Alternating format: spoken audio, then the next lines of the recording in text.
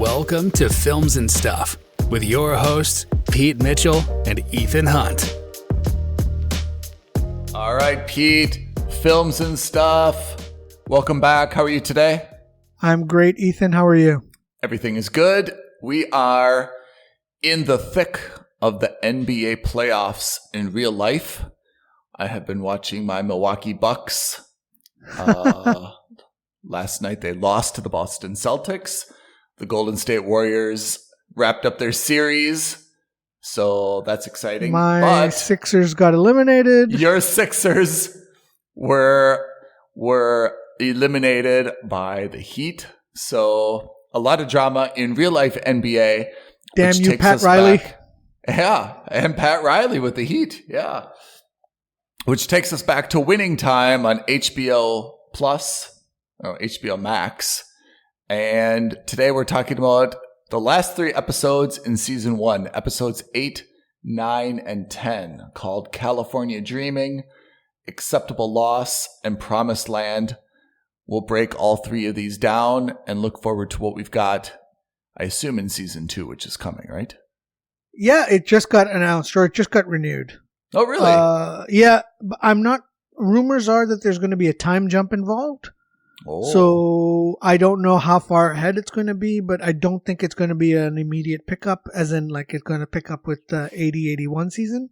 Yeah, I expect that they'll probably go into the late 80s towards the retirement era of I think Magic Johnson. I think you're absolutely right. I think that's right. And set up the potential for the Kobe Shaq era by the end of it, which would be interesting. I hope the Supreme Court is getting comfortable. Looks like a lot of lawsuits coming their way, right? Exactly. Anyway, so maybe why don't we start with a quick recap? I think you're well versed into the show, maybe even more so than I am. Why don't you tell us and tell our listeners what happened in episodes 8, 9, and 10, and we can talk about the season overall. 8, 9, and 10 summary breakdown is Coach McKinney is out. There was initially a lot of consternation by the Lakers brass in terms of whether or not he should resume his post as a head coach.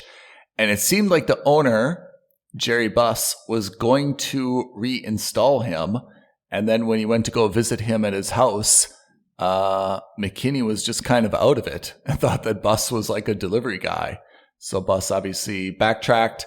And we see now Paul Westhead and his assistant, Pat Riley, who still has the old fluffy hair, not yet slicked back Italian style. These are going to be the coaches for the remainder of the season. And McKinney is going to be at home listening to this on the radio. Another important point is that Spencer Haywood, who we saw was one of the really close friends of Kareem Abdul-Jabbar, who also, went directly from high school to the NBA and seemed to have, like a spiritual kinship with Kareem. He is now off the Lakers. He was initially battling a knee injury, and to overcome the knee injury, he turned back to drugs. It seems like it's crack, something serious. Looked like it. And the team, with Kareem casting the deciding vote, decides to remove him from the team, which is something I don't think you'd see in the modern NBA where there's contracts and stuff, not just votes. But in any case, he is off. And in kind of a sidebar to the main show, they kind of show Haywood, struggling with not only substance abuse, but also some pretty dark thoughts about revenge and violence and things like that. He does get a visit from Kareem, who seems to put him straight. But that was kind of a darker part of the show. Next, we have Magic, who continues to evolve and have a great rookie season, battling Larry Bird for Rookie of the Year, which he ultimately does not get, with that being awarded to Bird. Magic gets a talk both from Jerry West and Kareem about what it takes to win in terms of sacrifice, in terms of personality, in terms of perspective. And you see Magic, who's usually known for his affable nature, big smile, start to show a little bit more of a killer instinct and is a little bit more focused. And you can see him digging deep especially in the season finale, where he plays the game at a different position, center, and really pulls deep to have a great game. And that leads into our next point, which is Lakers win the championship. Not only happy to get to the NBA Finals, they actually win in 6 games in Philadelphia. This mirrors history exactly. They won Game 6 in Philadelphia without Kareem Abdul-Jabbar, who was battling a sprained ankle or a hurt foot. Magic Johnson starts at center, has a tremendous game with over 40 points, and the Lakers do win the championship, thus securing profit for Jerry Buss. He's able to avoid defaulting on his loan, and it seems like the future is bright for the Lakers franchise. And that gets to the next point, which is we see that the mother of Jerry Buss passes away. I think this is episode 9.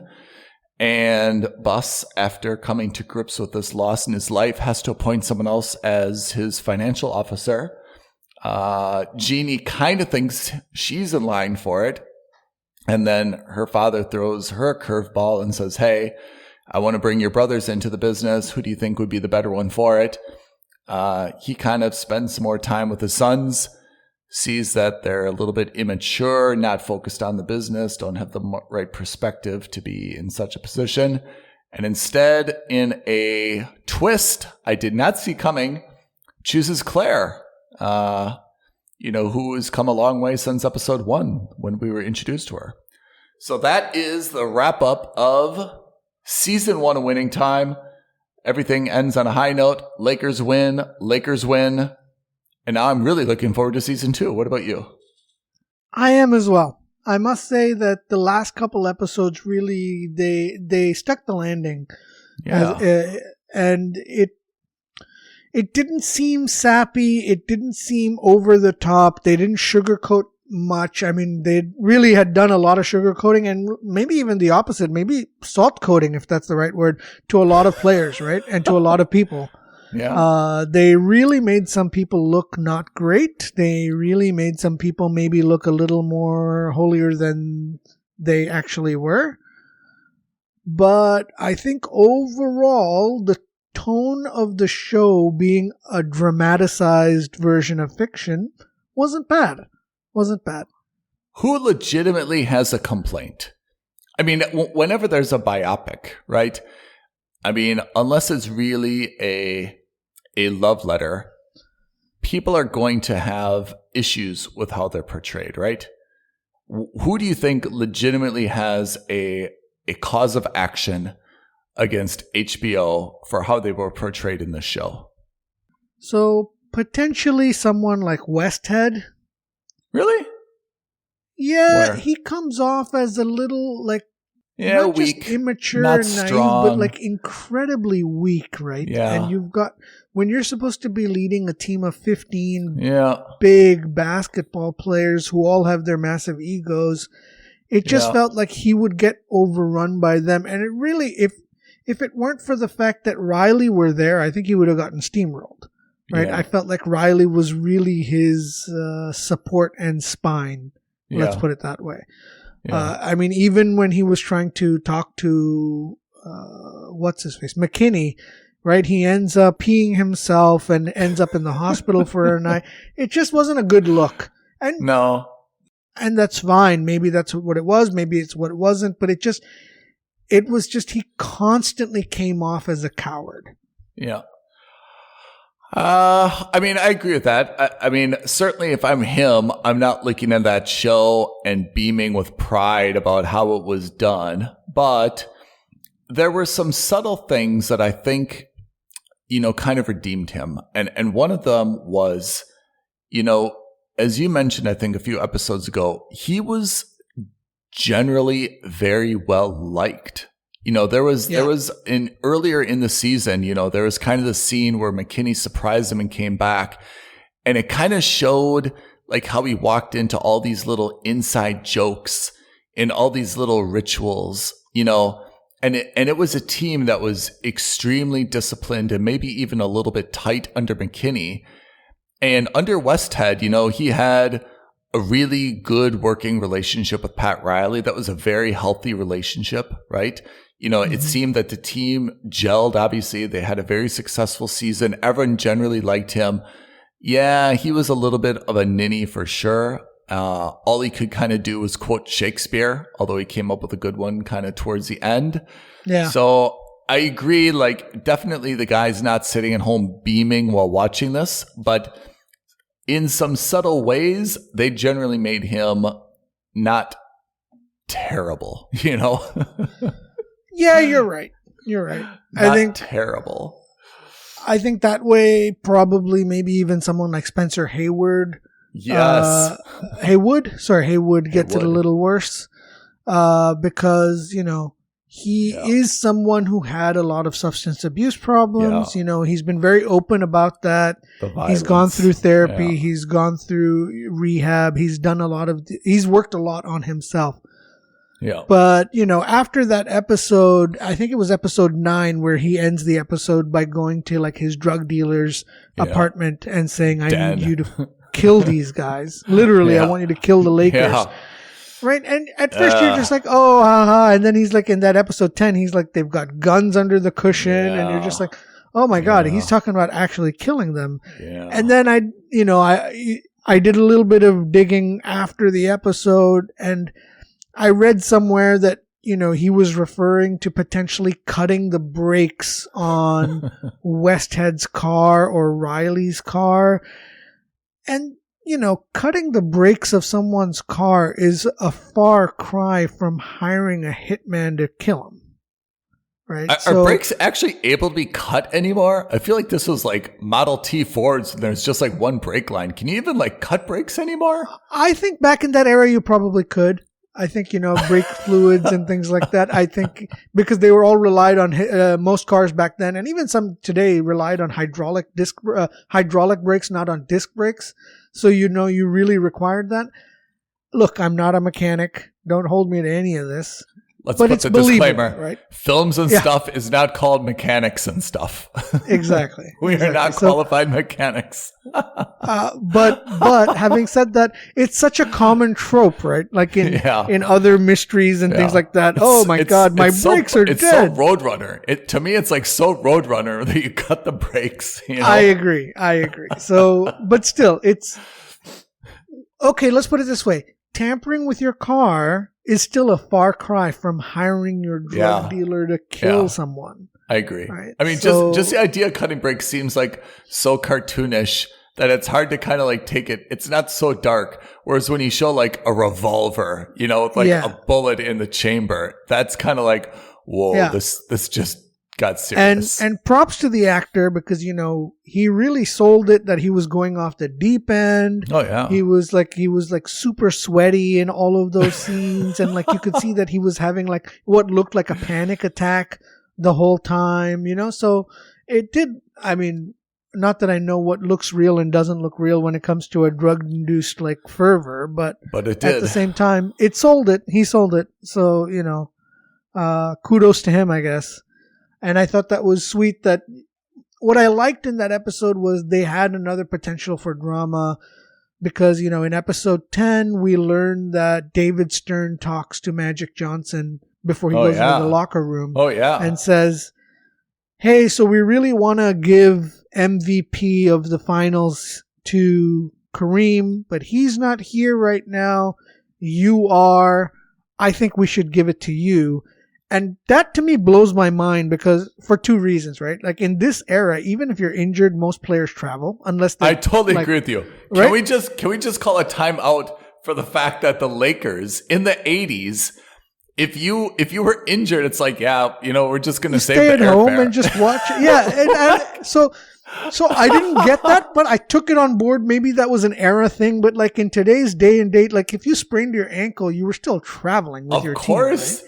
And so I also find it hilarious that the league has decided that Kareem is the MVP, but because he's not there, David Stern, the like the vice president of the Commissioners League, is able to say, hey, by the way, do you want it? I can just give it to you and we can call you the MVP without any repercussions from anybody else.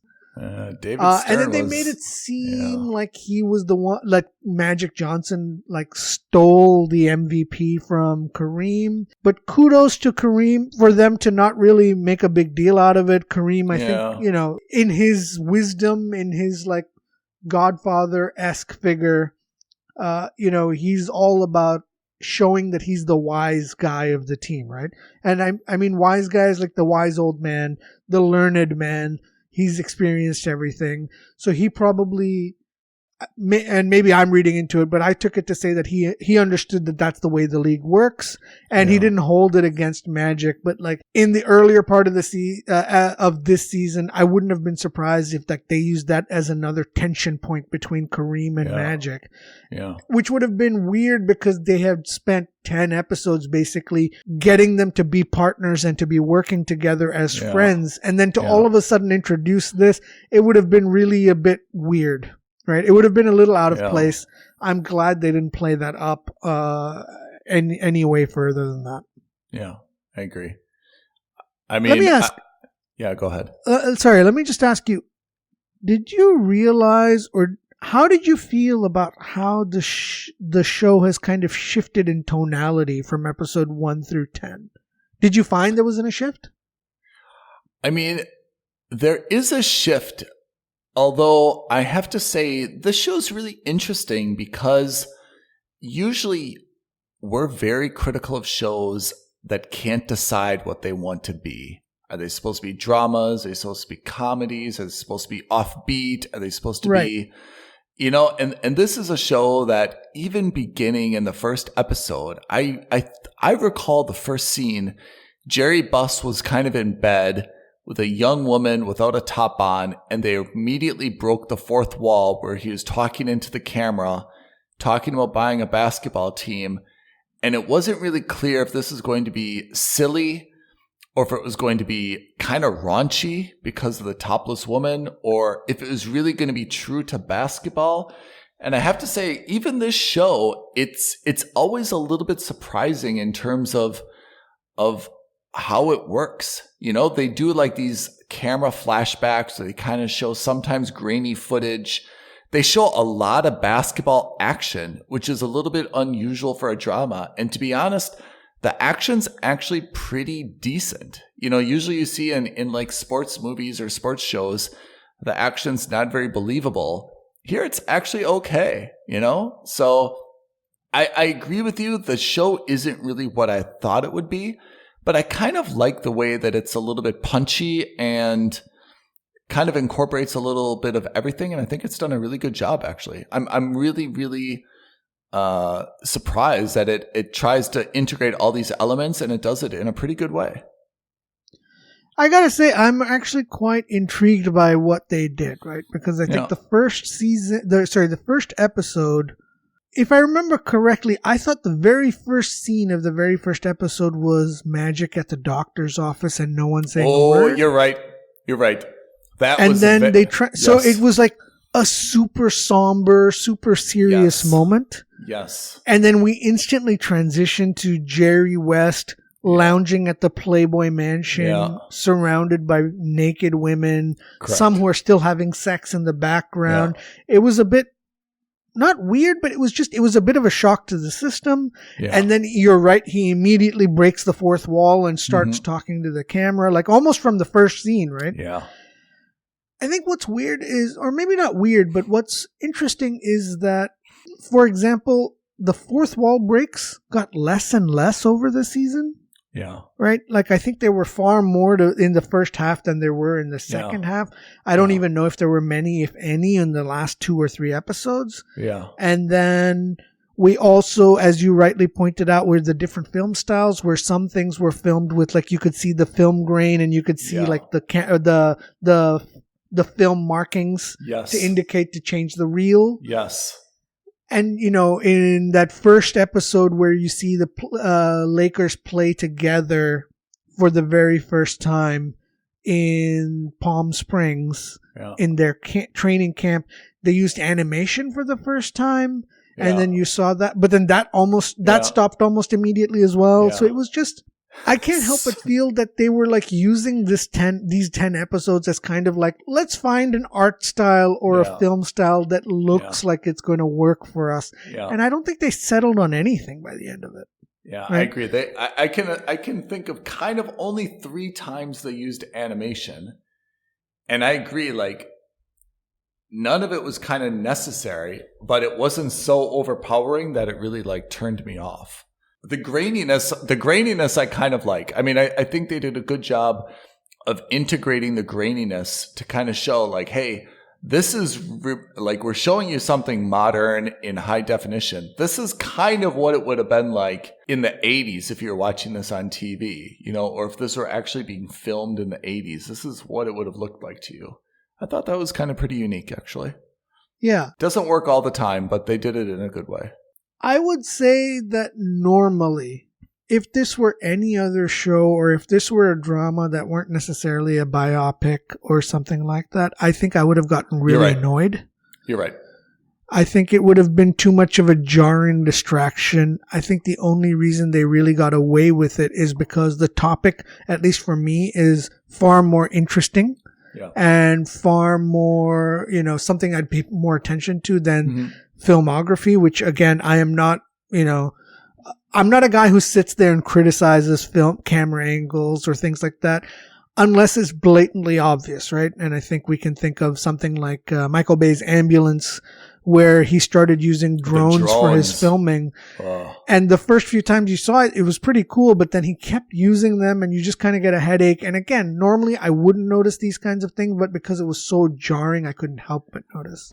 I mean, if we can go back to that, that's interesting because I felt Michael Bay used those drones unnecessarily. It was just kind of like to transition from scene to scene. And you'd have a drone that would just like dive or circle around something. I think it was unnecessary. And I think that's the point, which is you can have a camera style like you see in Better Call Saul, right? Which is probably for me, like the flagship for how you have a style, but the style is for a purpose. It's not just because you've got a toy and you want to use it. But I guess that's what they're trying to do here in Winning Time is to, you know, kind of remind us that this happened in the 80s. It was a very different, you know, style back then. Potentially. I like this show, though. I have to say, I really enjoyed season 1. I mean, if season 2 came out tomorrow, I would dive right away into season 2. But I agree with you. I'm not that interested in seeing the subsequent season. Let's fast forward a little bit. And yeah, I think it'd be interesting to see the season where Magic Johnson is diagnosed with HIV, although that takes Kareem out of the picture, right? Then there's a whole new cast. I mean, if you look at the carryover of the team that year, possibly there's Michael Cooper.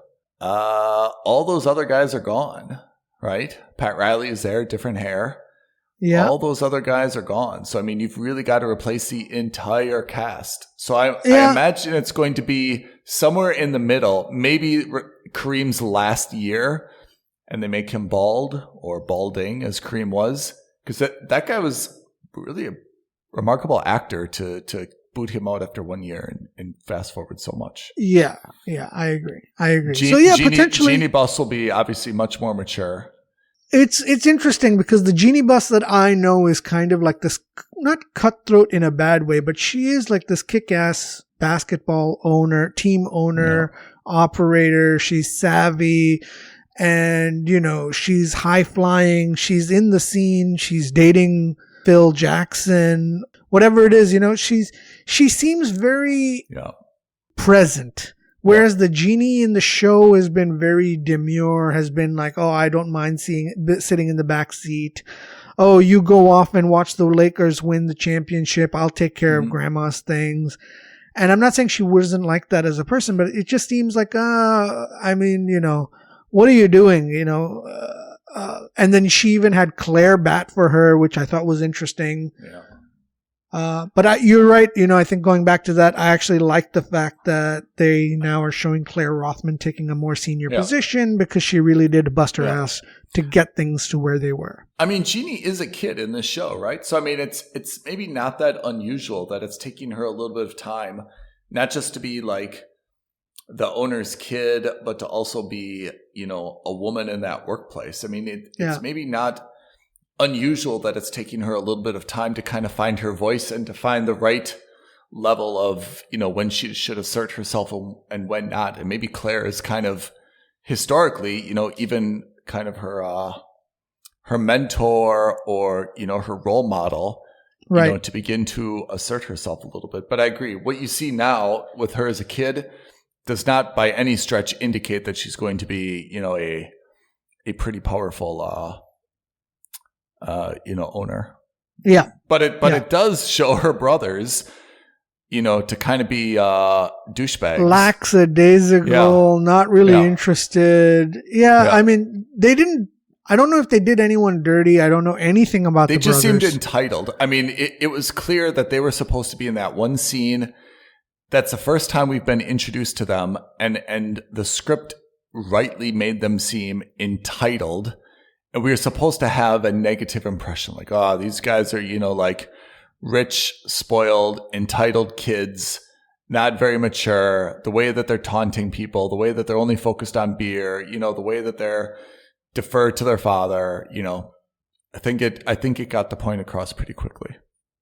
So we touched upon a little bit about what we think season 2 is going to do, but, is there anyone in particular or anything in particular you want to see about the Lakers dynasty?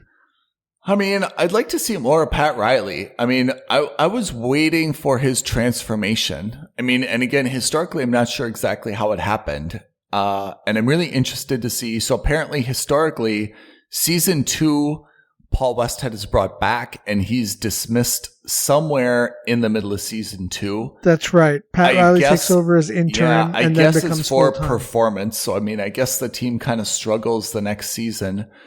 In terms of if you're looking at what's going to happen historically, right? Because this show has tried to create this Boston Lakers rivalry and really the Magic Johnson, Larry Bird rivalry. So we've been introduced to Larry a little bit. If it's going to fast forward more than a year or two, then possibly we are introduced to kind of like a young Michael Jordan, like Julius Erving would be out. Michael Jordan would be in, possibly like an Isaiah Thomas if we're looking at like those early 80s big stars. Yes. And we see, kind of like the retirement of Kareem. I remember Kareem. I mean, I vaguely remember this, but for me, Kareem was a bald guy or a balding guy. And they had like this 1 year send off for him where like every year, every place he visited, they like gave him like a retirement gift. Like I remember when he came to Milwaukee, they gave him like a Harley Davidson motorcycle and like there was this big presentation. Like I think every team kind of gave him like a going away present and he had kind of like this 1 year swan song, but that was not the year. This would not be the come back.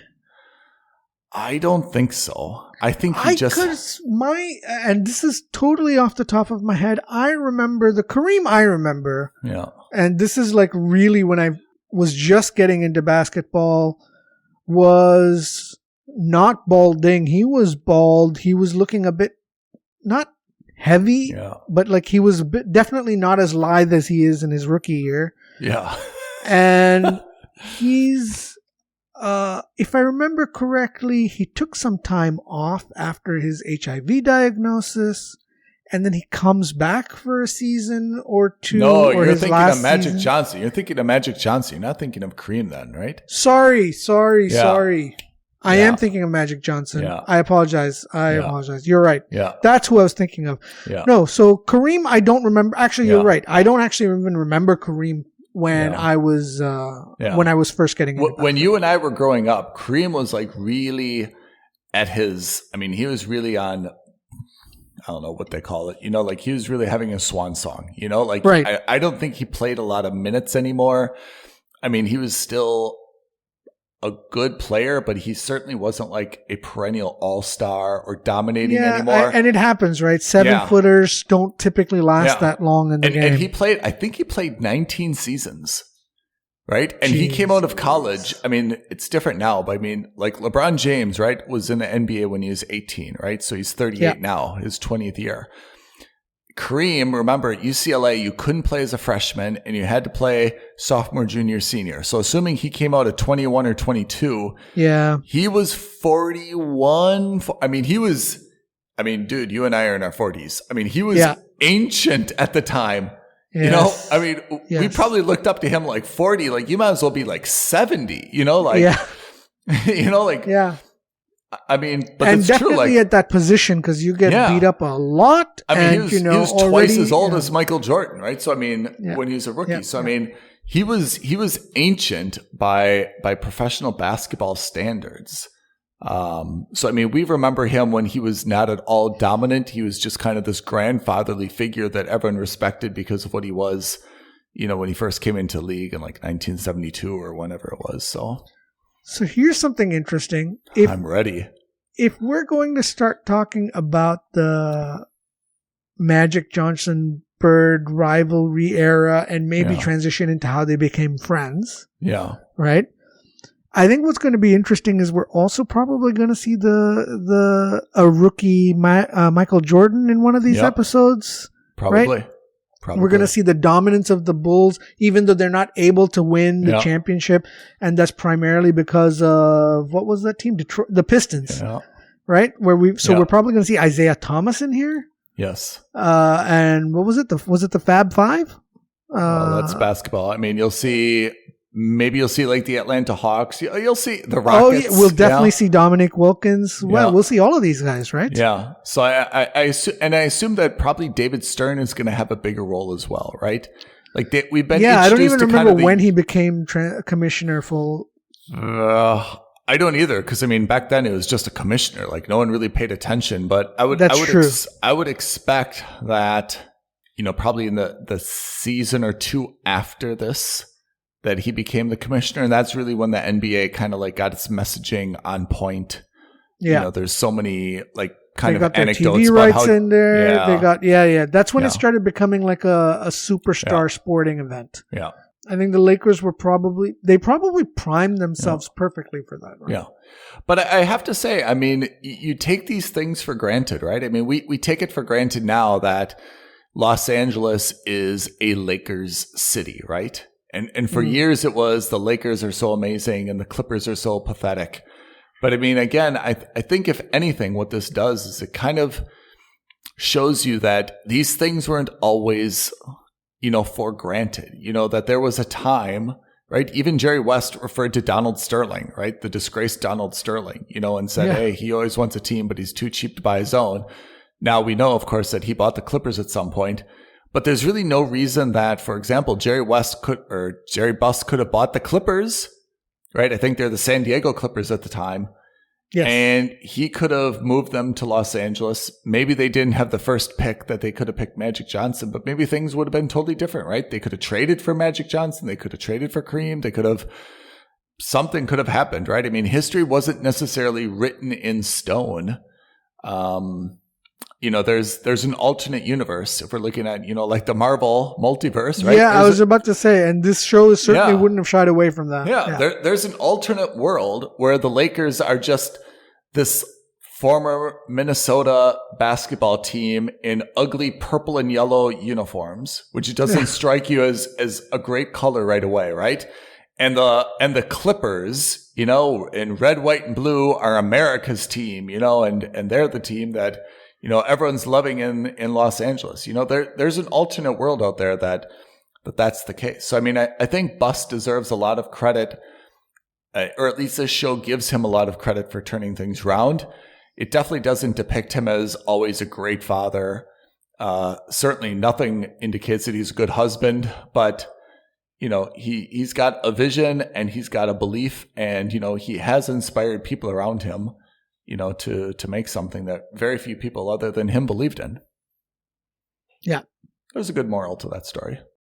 I know we've been batting around our scores and reviews every episode, and I thought by the end of the season, I would say that this is a must subscribe to HBO Max. But I feel a but coming. No, I'm not.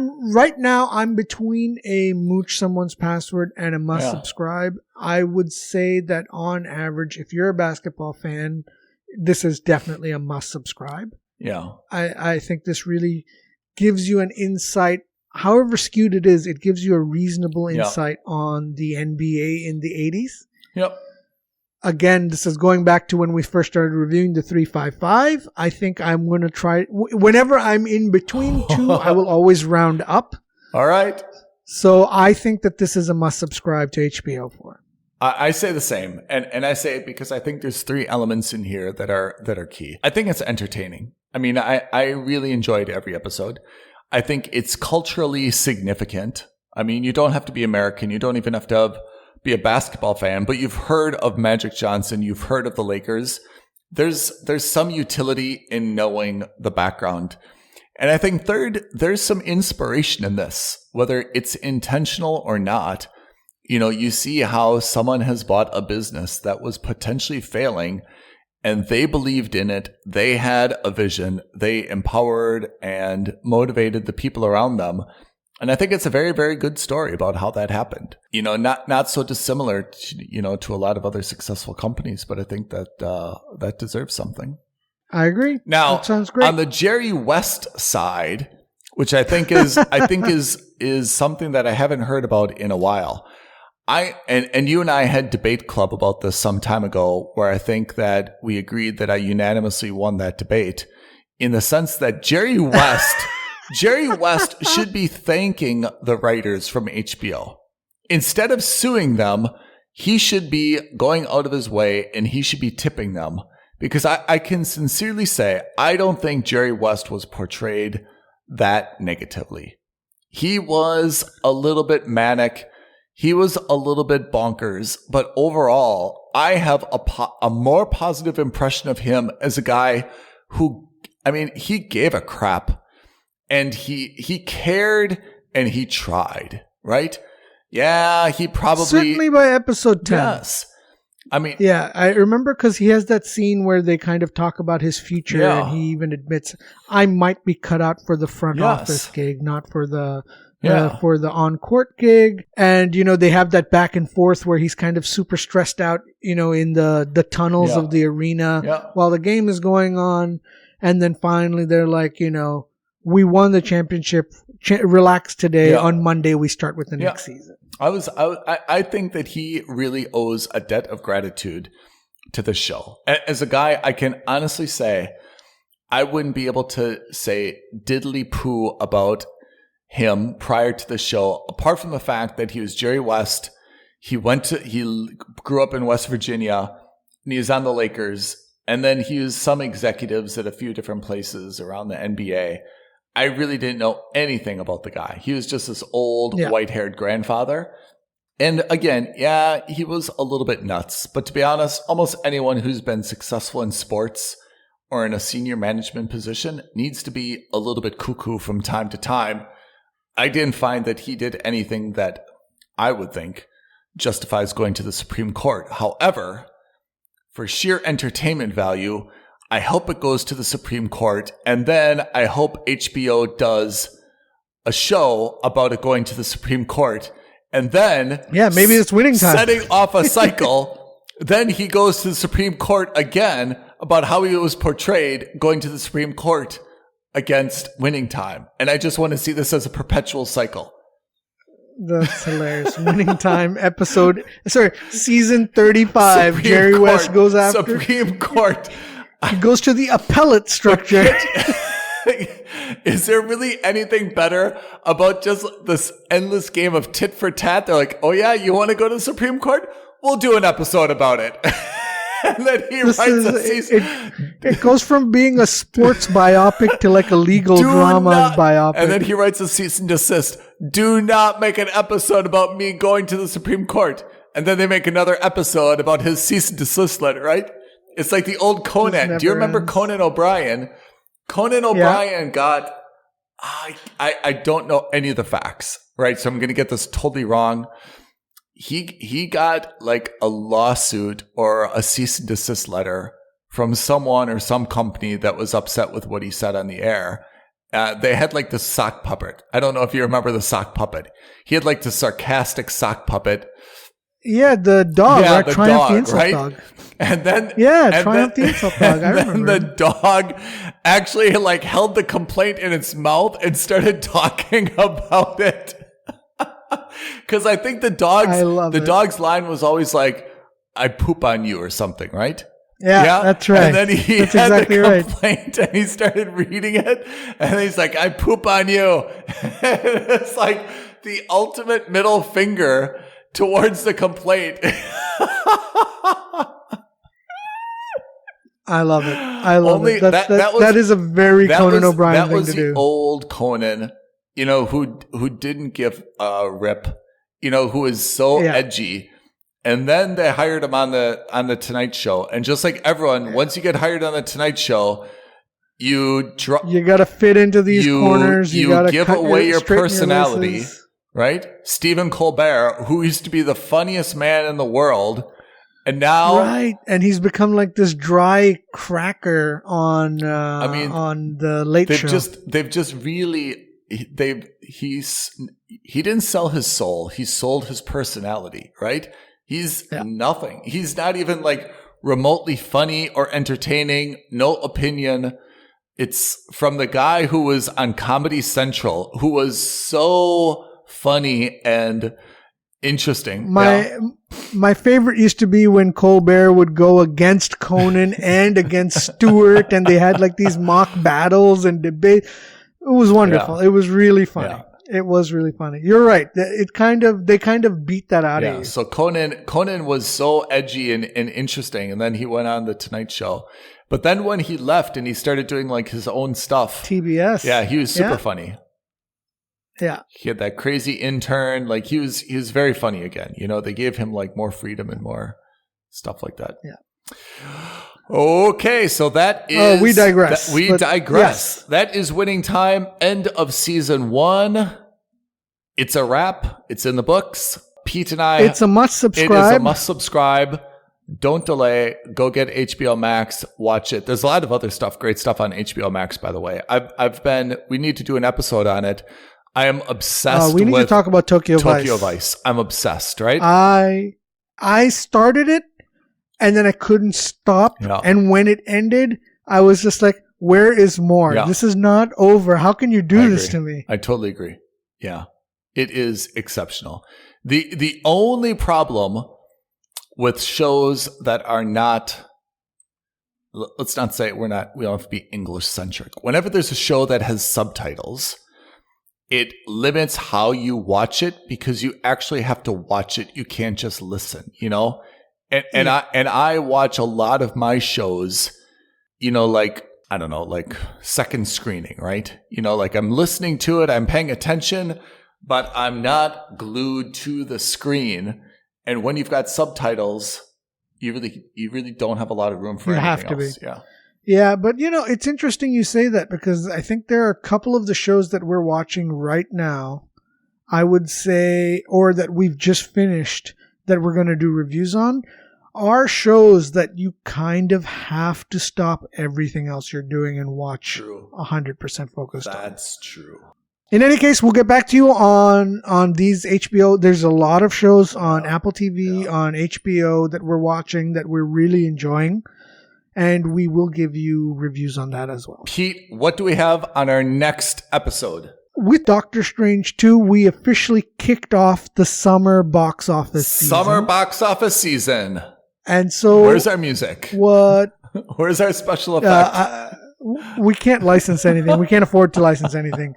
Ethan and I thought that it would be really interesting if we went through the summer box office summer movies that are coming out and ranked them in what we thought was going to be the 1st to 10th in terms of highest grossing picture. Now, technically speaking, we should have done this a little, maybe a week or two earlier because Doctor Strange 2 really kicked it off, but that's okay. That's okay. We're fine. We're still in there. We're fine. We're all fine. We're looking from May 1 when May the Day. summer season starts and ends around the end of August. I think it should be May the 4th. I think we should make summer season start May the 4th. Fine by me. Done. Because that is also when Executive Doctor decision. Strange 2 launched anyway. Oh. So, we will get back to you. I think that's going to be probably our next episode or in our next 2 episodes when we're talking about our predictions for this summer and what movie we think is going to take it over. So actually this is a competitive event, right? Indeed. We'll get back and then we'll grade ourselves at the end of summer to see how well we do. I love examinations, not really. Okay. Everyone, thank you for joining. Pete, thank you. Thank you very much, Ethan. Thank you, everybody else. All right. Bye. Bye.